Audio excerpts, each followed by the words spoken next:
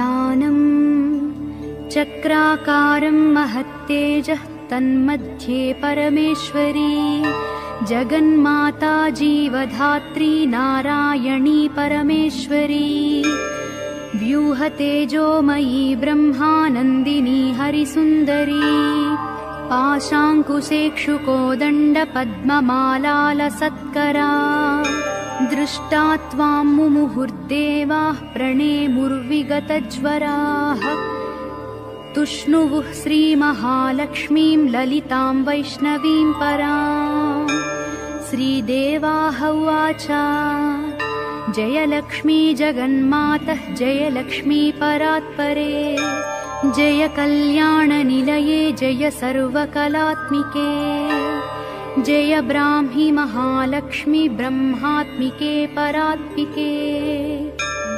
जय नारायणि शान्ते जय श्रीललिते रमे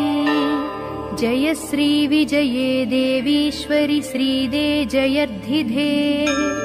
नमः सहस्रशीर्षायै सहस्राननलोचने नमः सहस्रहस्ताब्जपादपङ्कजशोभिते